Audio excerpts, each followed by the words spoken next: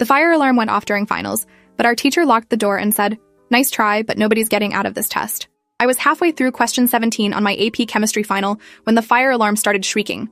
The sound was so loud it made my teeth hurt, and everyone's heads snapped up from their exam papers at exactly the same moment.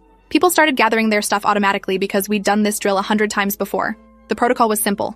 Leave everything except your phone and wallet, line up at the door, walk to the designated assembly area outside. Mrs. Garrison stood up from her desk at the front of the room and held up both hands like she was stopping traffic. She didn't head toward the door or reach for her emergency folder. Instead, she walked over and turned the deadbolt lock with this deliberate click that echoed even over the alarm. "Nice try, but nobody's getting out of this test," she said, her voice cutting through the noise. "Return to your seats immediately. You have 43 minutes remaining." I looked around at the other 26 students in the room, and everyone had the same confused expression. My friend Daniela, who sat 2 rows over, mouthed, "What the hell?" at me while pointing at the door. The alarm kept screaming, and Mrs. Garrison walked back to her desk like nothing unusual was happening.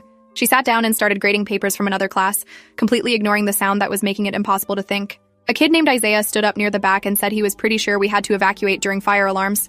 Mrs. Garrison didn't even look up from her grading. Every single year, some student thinks they're clever and pulls the alarm during finals week.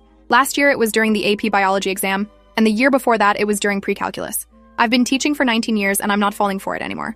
You all stay right here and finish your tests. The alarm continued for another 30 seconds before cutting off abruptly, leaving this ringing silence in the room. But even without the noise, nobody moved to start working again. We were all just sitting there looking at each other and at the locked door and at Mrs. Garrison, who was acting like this was completely normal. I could see smoke coming under the door from the hallway. Just a thin gray line at first, barely visible against the tile floor. I thought maybe I was imagining it because my eyes were tired from staring at chemistry equations for an hour. But then Daniela stood up and pointed at it, and once she did, everyone could see it. The smoke was getting thicker, turning from gray to darker gray, creeping across the floor like fog. "Mrs. Garrison," Daniela said, her voice getting higher. "There's smoke. We need to leave right now." Mrs. Garrison finally looked up from her papers, squinting at the door like she needed glasses but refused to admit it. She stood and walked over, bending down to look at the smoke, then straightened up and waved her hand dismissively. "It's probably from someone vaping in the bathroom.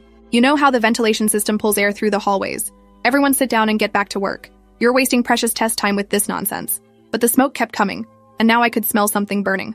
Not like paper or wood, but something chemical and sharp that made my throat feel tight. Isaiah walked toward the door despite Mrs. Garrison's order, and 3 other students followed him. They tried the handle, but it didn't budge because she'd locked it. Isaiah turned around and said they needed the key, and Mrs. Garrison crossed her arms and shook her head. "You'll get the key when the test time is up, not 1 second before.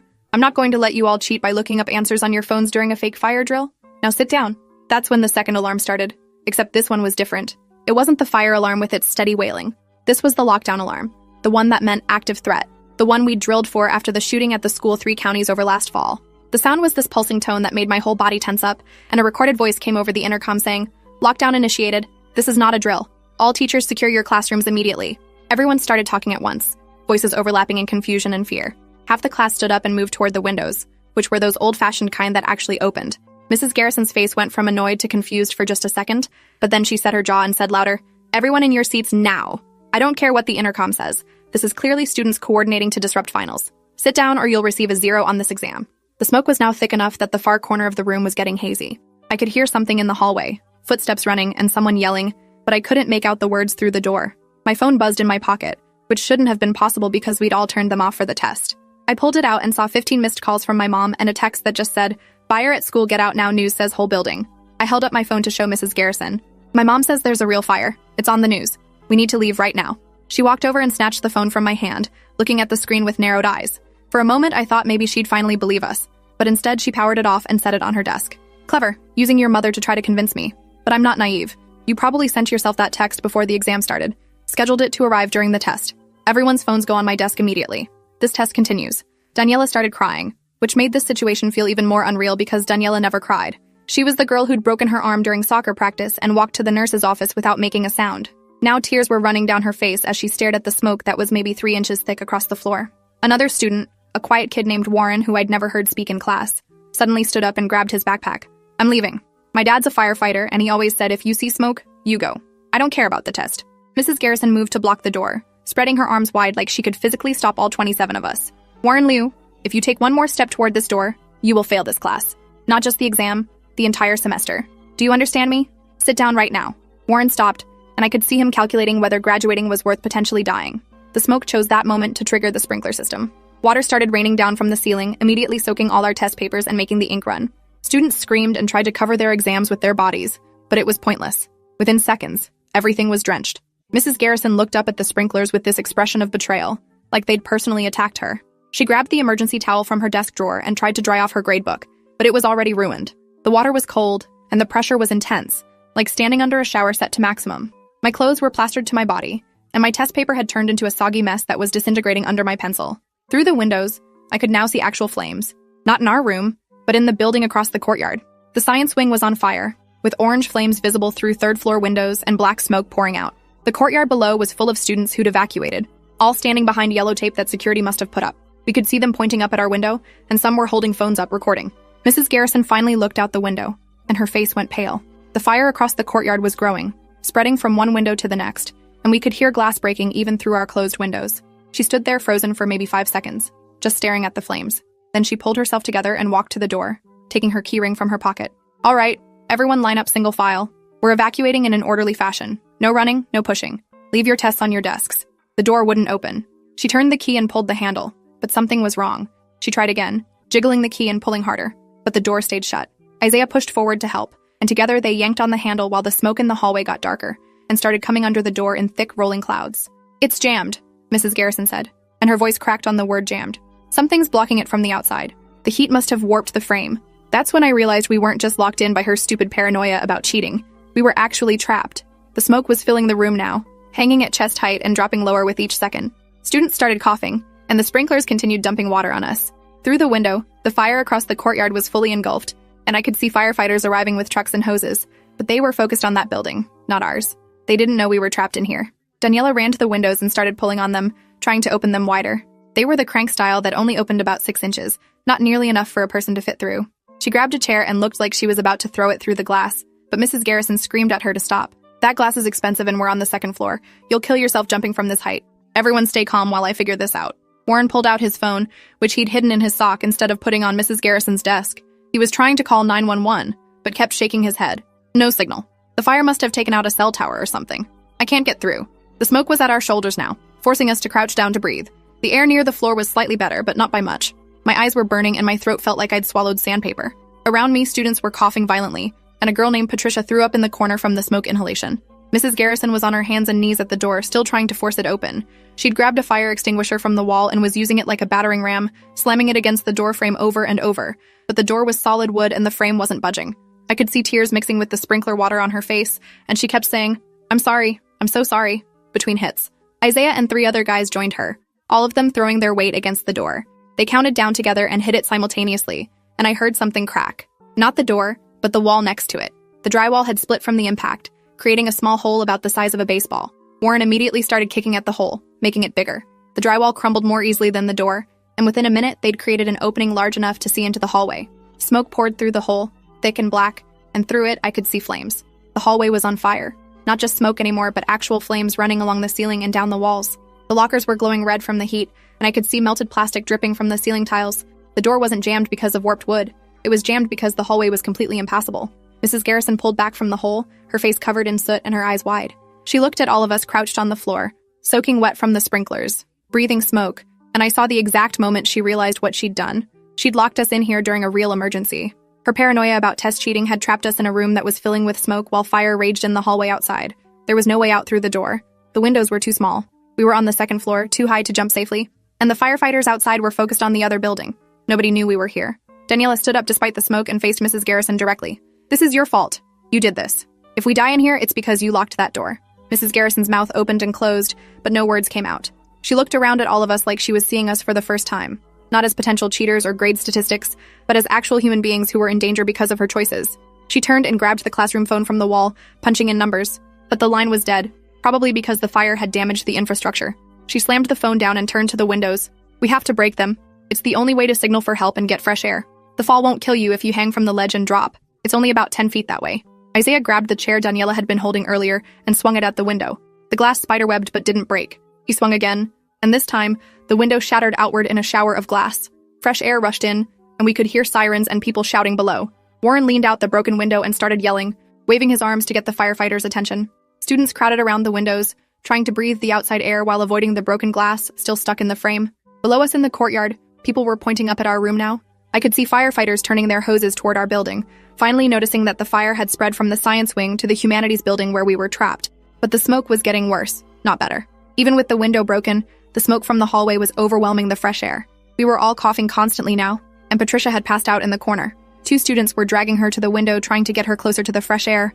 Mrs. Garrison was helping them, her earlier authority completely gone, replaced by desperate guilt. Through the broken window, I could see a fire truck positioning a ladder. But it was moving so slowly, the hydraulics raising the ladder foot by foot while smoke poured out of our window. The firefighters were shouting something through megaphones, but I couldn't understand them over the sound of the fire and the sprinklers and everyone coughing and crying. Isaiah didn't wait for the ladder. He cleared the remaining glass from the window frame with his jacket wrapped around his hand, then sat on the ledge with his legs hanging outside. Mrs. Garrison grabbed his shoulder and tried to pull him back, but he shrugged her off. "I'm not dying in here because you're worried about liability. I'm jumping." He turned around so he was facing into the room, holding the window frame with both hands. Then he lowered himself until he was hanging from the ledge by his fingertips, his feet dangling maybe 12 feet above the ground. He looked up at us one last time, said, "See you on the ground," and let go. I watched him fall, his arms windmilling as he tried to control his descent. He hit the wet grass and rolled, and for a horrible second I thought he'd broken something. But then he stood up, limping but upright, and gave us a thumbs up before security guards rushed over to pull him away from the building. That broke the dam. 3 more students immediately lined up at the window, preparing to follow Isaiah's lead. Mrs. Garrison tried to stop them, grabbing arms and saying the ladder was almost here, but they ignored her. One after another, they dropped from the window, some landing better than others. A girl named Keisha landed hard on her ankle and had to be carried away by 2 firefighters. Warren made it down without injury and immediately started helping the firefighters position their ladder toward our window. The ladder finally reached our window after 7 students had already jumped. A firefighter in full gear climbed up and poked his head through the broken frame, his breathing apparatus making him look alien. He assessed the situation, saw the smoke-filled room and the remaining students, and started barking orders. One at a time onto the ladder. Fastest way down is going to be me carrying the smaller students. Anyone who can climb on their own, go now. Daniela went first, climbing down the ladder with shaking hands while the firefighter stayed at the top to help. Behind her, a steady stream of students descended, some on their own, others being carried by firefighters who climbed up just to bring them down. Patricia was still unconscious, and it took 2 firefighters to get her onto a stretcher and lower her down the ladder. I was near the back of the line, waiting my turn while the smoke got thicker. The sprinklers had finally stopped, probably because the water main had been damaged by the fire. Without the water, the heat in the room was becoming unbearable. The wall that separated us from the burning hallway was hot to the touch, and I could see the paint bubbling. There were 6 of us left in the room when the wall caught fire. Not slowly, but all at once, like someone had flipped a switch. Flames erupted from the drywall, spreading across the classroom ceiling in seconds. The firefighter at the window grabbed the nearest student and literally threw them onto the ladder, then reached for the next person. I was third in line, and I could feel the heat on my back as the fire spread behind me. The ceiling tiles were dripping burning material, and the posters on the walls curled and blackened. Mrs. Garrison was last. She pushed the student in front of me toward the window and shouted at the firefighter to take them first. I was right at the window frame, ready to climb onto the ladder, when I heard her scream. I turned around and saw that her jacket had caught fire from a falling ceiling tile. She was slapping at it, trying to put it out, but the flames were spreading across her back. The firefighter reached past me and grabbed her, pulling her toward the window. But she fought him, trying to push him away because she thought he should save me first. He ignored her protests and dragged her to the window, shoving her onto the ladder where another firefighter was waiting. They descended quickly, leaving me alone in the burning room. The heat was incredible now, like standing inside an oven. My hair felt like it was about to catch fire, and I couldn't see more than a foot in front of me through the smoke. The firefighter appeared back at the window, silhouetted by the light from outside, and reached for me. I grabbed his hand, and he pulled me through the window frame so hard I felt my ribs compress. He turned me around and put me on the ladder, then climbed down behind me with one hand on my back to keep me from falling. The descent took maybe 20 seconds, but it felt like forever. My hands were shaking so badly I could barely hold the rungs, and twice I missed my footing and almost fell before the firefighter caught me. When my feet finally hit the ground, my legs gave out and I collapsed onto the grass. Paramedics were everywhere, putting oxygen masks on students and checking for injuries. I could see Mrs. Garrison being loaded into an ambulance, her jacket still smoking. The burn on her back looked bad, but she was conscious and talking to the paramedics. Around me, students were crying or sitting in shock or calling their parents. The fire had spread through most of the humanities building now, and firefighters had given up on saving the structure. They were just trying to keep it from spreading to other buildings. I watched the window we'd escaped from get swallowed by flames, and the entire 3rd floor collapsed inward with a sound like thunder. If we'd waited even 2 more minutes, none of us would have made it out. Daniela found me sitting on the grass and dropped down next to me, pulling me into a hug. We just sat there shaking and breathing and being alive. Around us, the chaos continued. Fire trucks and ambulances and news crews setting up cameras. A reporter tried to shove a microphone in my face, asking what it was like being trapped in there, but a firefighter physically moved her away before I could answer. My mom arrived 30 minutes later, running across the courtyard and crying so hard she couldn't speak. She just grabbed me and held on, checking me over for injuries like I was 5 years old instead of 17. My dad showed up right behind her, and he was crying too, which I'd never seen before in my entire life. They took me to the hospital even though I said I was fine. The doctor said I had smoke inhalation and needed to stay overnight for observation. They put me in a room with Daniela and Warren, and we just watched the news coverage in silence.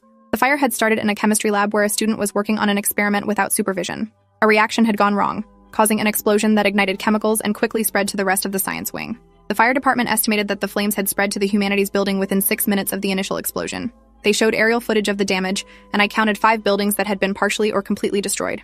The death toll was being updated constantly, and every time they added a number, my stomach dropped. The reporter said that 1 teacher and 3 students were still unaccounted for, and I wondered if they'd been in rooms like ours, trapped by circumstances or bad decisions. The next morning, a different reporter did a whole segment about Mrs. Garrison. They'd interviewed students who'd escaped, and the story had gotten out about her locking the door during the fire alarm. The reporter called her reckless and negligent, and showed dramatic reenactments of us trapped in the smoke-filled room. But they also interviewed Isaiah, who said that despite her terrible judgment, she'd ultimately tried to save us at the end and had gotten burned doing it. The news played footage of her being loaded into the ambulance, and I could see the guilty expression on her face even through the smoke and chaos. The internet had already decided she was a villain. There were hashtags calling for her teaching license to be revoked, and someone had started a petition to press criminal charges. Parents were giving interviews saying she'd should go to prison for endangering students, but none of them had been there in that room, hadn't seen her face when she realized what she'd done, hadn't watched her push students out the window before herself even as the fire caught her jacket. My mom wanted me to give an interview, to tell my side of the story, but I couldn't. What would I even say? That Mrs. Garrison made a horrible choice that almost killed us, but that she wasn't actually a monster? That she'd spent 19 years teaching and this one mistake was going to define her entire career? That I was angry at her but also felt bad for her? None of that fit into a neat soundbite that would satisfy the internet's hunger for villains. The school was closed for the rest of the semester while they investigated and assessed the damage. We all had to take our finals remotely from home, which felt absurdly anticlimactic after everything that happened. I sat at my desk in my bedroom, taking the chemistry final on my laptop, and kept thinking about the original test paper disintegrating under the sprinklers. I got a B on the makeup exam, which was better than I deserved given that I couldn't focus on any of the questions. 3 students died in the fire, 2 in the chemistry lab where it started, killed instantly by the explosion. 1 more in a bathroom on the 3rd floor of the science wing, overcome by smoke before firefighters could reach them. Mrs. Garrison's door-locking decision hadn't killed anyone directly, but it had put 27 students in serious danger, and several of us had injuries from the smoke or from jumping out the window. The district placed her on administrative leave pending an investigation. Her teaching license was suspended, and there were discussions about pressing criminal charges, though the district attorney said that would be difficult to prove, given that she eventually tried to help us escape. I saw her one more time before the end of the school year. She was at the grocery store with her arm in a sling from the burns, looking at tomatoes like they contained the answers to the universe. She saw me at the same moment I saw her, and we both froze. For a long moment, we just stared at each other across the produce section. Then she walked over, moving slowly, like she was approaching a dangerous animal. "I'm sorry," she said, and her voice was hoarse, probably from smoke damage. "I know that's not enough, and nothing I can say will make it better, but I need you to know I'm sorry, and I think about what I did every single day." I didn't know what to say back. Part of me wanted to scream at her, to tell her that she'd traumatized 27 teenagers because she was paranoid about test cheating. But looking at her standing there with her burns and her sling and her obvious guilt, I couldn't find the anger anymore. I just felt tired. "Okay," I said finally. "I believe you're sorry. But that doesn't change what happened." She nodded like she'd expected that answer, maybe even hoped for it because it would be easier than forgiveness. We stood there for another awkward moment before she turned and walked away, leaving her shopping cart behind. I never saw her again after that. The school district didn't renew her contract, which was their way of firing her without actually firing her. She moved out of town that summer, and I heard from someone that she'd gotten a job in retail, completely leaving teaching behind. The school year ended remotely, and graduation was a strange, subdued ceremony held in a parking lot with everyone wearing masks and maintaining distance. Our class had been planning for 4 years to celebrate together, but instead, we received our diplomas one at a time while our families watched from their cars. The principal gave a speech about resilience and overcoming tragedy, but it felt hollow. We hadn't overcome anything. We'd just survived. Daniela and Warren and I ended up going to the same college, not because we'd planned it, but because we couldn't imagine being separated after what we'd been through. We had an unspoken understanding that nobody else would get what it was like to be trapped in that room, watching the smoke rise while a teacher's paranoia kept us locked inside. We became the kind of friends who didn't need to explain things, who could look at each other during a fire drill and know exactly what the other was thinking. The nightmares started about a month after the fire. I'd dreamed that I was back in that classroom with the smoke rising and the door locked, but in the dreams, the firefighters never came. I'd wake up gasping, my chest tight, convinced I could smell smoke even though my dorm room was perfectly safe. My roommate freshman year was understanding at first, but after the 3rd time I woke him up screaming, he requested a room change. I didn't blame him. I started seeing a therapist at the campus counseling center, a woman named Dr. Nina Reeves, who specialized in trauma. She had me do these exercises where I'd visualize the classroom but change the ending. Imagine myself calmly walking out through an unlocked door. It helped sometimes, but other times the exercises just made me relive everything more vividly. She explained that I had PTSD and that it might take years to fully process what had happened. Years. The idea that I'd be dealing with this for years made me want to give up therapy entirely, but I kept going because the alternative was letting the fire define the rest of my life, and I refused to give it that power. By sophomore year, the nightmares had decreased to maybe once a month instead of every week. I could sit through fire drills without panicking, though I always made sure I was near an exit and knew exactly how to get out. I started taking education classes because I'd decided I wanted to be a teacher, specifically a chemistry teacher. Dr. Reeves said this was my way of reclaiming the narrative, of taking something traumatic and turning it into purpose. Maybe she was right. Or maybe I just wanted to prove that teachers could make better choices than Mrs. Garrison had made. The summer after my junior year, I did a teaching internship at a high school summer program. On my first day, the fire alarm went off during a lab session. It was just a drill, but my body didn't know that. My heart rate spiked and my hands started shaking, and for a moment I couldn't move. But then I looked at the 15 students staring at me, waiting to see what I'd do. I took a breath, unlocked the classroom door, and led them outside in a calm, orderly line. We stood in the parking lot until the all clear was given, and none of those students knew that I'd just overcome something huge. But I knew, and that was enough. I graduated with my teaching degree and got hired at a school district 2 states away from where I grew up, far enough that nobody knew my history unless I chose to tell them. My first semester teaching was exactly as chaotic and overwhelming as everyone said it would be. I had 130 students across 5 classes, and I spent every evening grading papers and planning lessons and wondering if I was doing anything right. But during fire drills, I was always the teacher who got my students out the fastest. I never, not even once, considered that an alarm might be fake or treated safety protocols like they were inconvenient. My students probably thought I was paranoid, the way I practiced evacuation routes and made them memorize emergency procedures. But I didn't care. In my 3rd year of teaching, I was eating lunch in the faculty lounge when another teacher mentioned a former colleague who'd lost her license after locking students in during a fire. It took me a moment to realize she was talking about Mrs. Garrison. The story had become an urban legend in education circles, a cautionary tale they told in teaching programs about the importance of following safety protocols. But in the retelling, Mrs. Garrison had become a monster, someone who'd deliberately tried to harm students. The nuance was gone. Nobody mentioned that she'd been paranoid about cheating, or that she'd eventually tried to save us, or that she'd gotten burned in the process. She was just the villain in a story about what not to do. I wanted to correct the story, to add the context, but I didn't, because the truth was complicated and people didn't want complicated. They wanted clear heroes and villains, obvious lessons, and tidy endings, and Mrs. Garrison's story didn't fit that template. After 15 years of teaching, I still think about that day in the locked classroom. I think about it every time there's a fire drill, every time I see smoke, every time a student tries to convince me of something that sounds too convenient to be true. I think about Mrs. Garrison and wonder what happened to her, whether she ever forgave herself for what she did.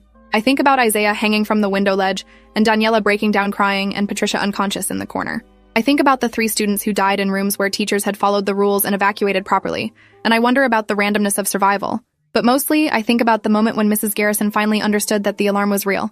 The look on her face when she realized her paranoia had put us all in danger. That moment of horrified comprehension that her choices had consequences she never intended. I think about it because it reminds me that teaching isn't just about lesson plans and test scores. It's about making dozens of small decisions every day, and any one of them could be the difference between students who make it home safely and students who don't. It's about trusting that alarms are real even when they might be fake. It's about accepting that sometimes you can't prevent cheating, but you can prevent tragedy. My students will never know why I'm the teacher who takes fire drills so seriously, why I refuse to lock my classroom door during tests, why I have 3 different emergency exit plans posted around the room. They'll never know about the fire or Mrs. Garrison or what it feels like to watch smoke rise while you're trapped inside. And that's okay, because every student who walks out of my classroom safely, every fire drill where we evacuate without incident, every test where someone could cheat but I don't lock the door anyway, that's me making a different choice than Mrs. Garrison made. That's me choosing to trust the alarms and protect the students, even if it costs me perfect test security. Some of my students probably do cheat. I'm not naive enough to think they don't. But I'd rather have students who cheat and live than students who are honest and trapped. That's the lesson I learned in that smoke-filled room, and it's the lesson I carry with me every single day I teach. The fire alarm goes off during my finals now, and I don't hesitate. I unlock the door, I lead my students outside, and I count heads to make sure everyone made it. And if it turns out to be a false alarm pulled by a student trying to avoid a test, well, that's a problem I can solve later. Because the alternative, the locked door and the rising smoke and the trapped students, that's not a problem anyone should ever have to solve. Standing outside during drills, watching my students joke around and complain about the interruption, I sometimes catch myself looking at the windows of our classroom. 2nd floor, too high to jump safely, with windows that only crank open 6 inches. And I think about how different choices, made in a single moment of paranoia and pride, can mean the difference between students who graduate and students who become statistics. If you enjoyed this, you'll definitely want to see the next ones too. So subscribe now and let me know your take in the comments.